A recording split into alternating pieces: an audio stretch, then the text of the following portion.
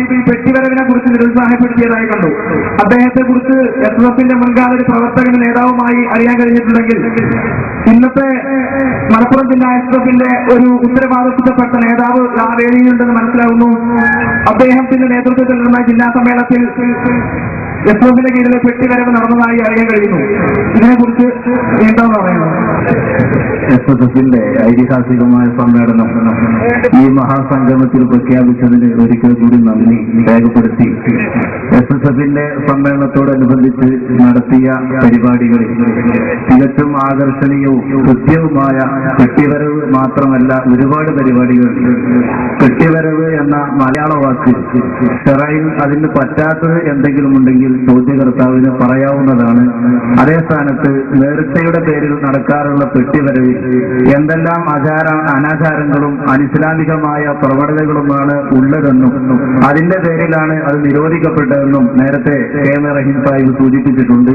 SSFന്റെ പെട്ടിവരവ് കണ്ടിട്ടില്ലെങ്കിൽ കണ്ടവരോട് ചോദിച്ചു നോക്കിയാൽ അതിൽ ഇസ്ലാമികമല്ലാത്ത ഒന്നും ഉണ്ടായിരുന്നില്ലെന്ന് വളരെ വ്യക്തമായി നിങ്ങൾക്ക് ബോധ്യപ്പെടുന്നതാണ്. സൂചിപ്പിച്ച പോലെ പെട്ടിവരവിന്റെ കൂടെ ഉണ്ടാകാറുള്ള കാര്യങ്ങൾ നേരത്തെ റഹീം സാഹിബ് സൂചിപ്പിച്ചു. അതിലൊരുപാട് ആർപ്പും കൂത്തുപാട്ടും തുടങ്ങി അനിസ്ലാമികമായ പ്രവണതകളുണ്ടായി. അതേ സ്ഥാനത്ത് പെട്ടിവരവ് അതിനോടനുബന്ധിച്ച് നേർച്ചയോടനുബന്ധിച്ച് നടക്കാറുള്ള സിയാറത്ത് അത് പ്രാമാണികമായും ഇസ്ലാമികമായും വളരെ ശരിയാണെന്നും നേരത്തെ റഹീം സാഹിബ് സൂചിപ്പിച്ചിട്ടുണ്ട്. ഇപ്പോ നിങ്ങളുടെ പള്ളികളിലൊക്കെ 5 വർഷത്തെ നിസ്കാരങ്ങൾക്ക് ശേഷം ഒരു സ്വലാത്ത് കണ്ടുവരുന്നുണ്ട്. എന്നാൽ ഇപ്പോൾ ഉത്തരം പറഞ്ഞൊരു മൗലവി, ഈ പറയപ്പെട്ട ഈ മൗലവി ചെറുസോൾ ഉസ്താദിന്റെ സ്മരണിക, ചെറുസോള എന്ന് പറയുന്ന ഒരു മൗലിയുടെ സ്മരണികയിൽ അദ്ദേഹം സ്റ്റേജ് കേട്ടിട്ട് വേണമെങ്കിൽ പറഞ്ഞുതരാം. അതിൽ അദ്ദേഹം പറഞ്ഞിട്ടുണ്ട് ചെറുസോൾ ഉസ്താദ് പറയുന്നത്ര ഇങ്ങനെ ഒരു സ്വലാത്ത് പറ്റൂല, അങ്ങനെ സ്വലാത്തിന്റെ കുട്ടികൾ കഴിച്ചത് ഇങ്ങനെ ആരെയും കഴിച്ചാൻ പാടില്ല എന്ന് അദ്ദേഹം പറഞ്ഞിരുന്നത്രേ. അപ്പൊ ഇങ്ങനെ സ്വലാത്തിനെ പറ്റി അപ്പൊ ചില പലവരുടെ ചിലപ്പോൾ അത് നല്ലതാണ്. ഇത് കുഞ്ഞിയാണെങ്കിലെങ്കിൽ നിങ്ങൾക്ക് ഏത് അഭിപ്രായത്തിലാണ് നിങ്ങൾ ചോദിക്കുന്നത്? വേണ്ടതാണോ വേണ്ടാത്തതാണോ പറഞ്ഞതും ഞങ്ങൾ ചെയ്യുന്നതും തമ്മിൽ യാതൊരു വൈരുദ്ധ്യവും ഇല്ല. തിരിച്ചറിയാനുള്ള വിവേകമുണ്ടായാൽ മാത്രം മതി.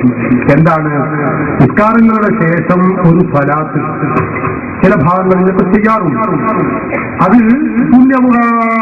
പുണ്യകർമ്മമാണ്, തെറ്റില്ല. പണ്ഡിതന്മാർ ബഹുമാനപ്പെട്ട ഇമാം മുഹമ്മദ് ഖസ്സലാനിയുടെ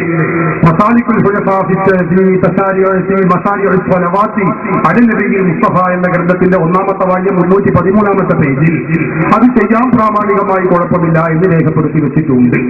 അതേ അവസരത്തിൽ മറ്റു ചില പണ്ഡിതന്മാർ അത് പാടില്ല എന്ന് പറഞ്ഞിട്ടുണ്ട്. അതിന്റെ കാരണം ആ സന്ദർഭത്തിൽ നിസ്കാരം കഴിഞ്ഞതിന് ശേഷം ഒരു പ്രത്യേക പുണ്യമുണ്ട് എന്ന് കരുതി ചെല്ലുകയാണെങ്കിൽ അത് അഭികാമ്യമല്ല. അതാണ് ചെറുസോള ഉസ്താദ് പറഞ്ഞിട്ടുള്ളത്. അതുപോലെ മറ്റ് പണ്ഡിതന്മാരും പറഞ്ഞിട്ടുള്ളത്. അതേ അവസരം സ്വലാത്ത് എപ്പോഴും ചെല്ലാം, സംസ്കാരത്തിന് ശേഷവും ചെയ്യാം എന്ന നിലയ്ക്ക് യാതൊരു കുഴപ്പവും ഇല്ല. ഈ കാര്യം ബഹുമാനപ്പെട്ട ഇമാം മുഹമ്മദ് ഖസ്സലാനി മാത്രമല്ല, മുജാഹിദുകളുടെ ആദർശ നേതാവായി അവരുടെ ആശയ സ്രോതസ്സായി അവർ പരിചയപ്പെടുത്തുന്ന ഇസ്ലാഹി പ്രസ്ഥാന ചരിത്രത്തിന് ആമുഖം എന്ന ഈ പുസ്തകം ഒരു റുപ്പിക 25 പൈസ ഇതിന്റെ വിലയുള്ളൂ എന്നൊരു കാര്യമില്ല, സാധനം കാണപ്പെട്ടതാണ്. ആ പുസ്തകത്തിൽ ആശയ സ്രോതസ്സായി അവർ പരിചയപ്പെടുത്തുന്ന ഇബ്നുൽ ഖയ്യിമിന്റെ ജലാഉൽ അഫ്ഹാം എന്ന് പറയുന്ന ഗ്രന്ഥത്തിലും ഇത് രേഖപ്പെടുത്തി വെച്ചിട്ടുണ്ട്. ബഹുമാനപ്പെട്ട അല്ലാമ ഇമാം സഹാബിയും ഇത് രേഖപ്പെടുത്തിയിട്ടുണ്ട്. മറ്റ് നിരവധി പണ്ഡിതന്മാരും ഇക്കാര്യം രേഖപ്പെടുത്തിയിട്ടുണ്ട്. അപ്പോ ഈ പാടില്ലാതെ ഉസ്താദ് പറഞ്ഞതേതോ അതല്ല സുന്നികൾ ചെയ്യുന്നത്, സുന്നികൾ ചെയ്യുന്നതേതോ അത് പാടില്ലാതെ ഉസ്താദ് പറഞ്ഞിട്ടുമില്ല. ആ പുസ്തകത്തിന്റെ അവസാനത്തിൽ അല്ലാഹുവിന്റെ റസൂലിന്റെ മേലുള്ള ഈ സലാത്ത് നടക്കുന്നത് ഒരിക്കലും മുടക്കരുത്, അത് അല്ലാഹുവിന്റെ റസൂലിനോടുള്ള അനാദരവാണ് എന്നുകൂടെ എന്റെ താഴുണ്ട്. അതും കൂടെ ചോദ്യകർത്താവ് വായിക്കുന്നത് നല്ലതാണ്.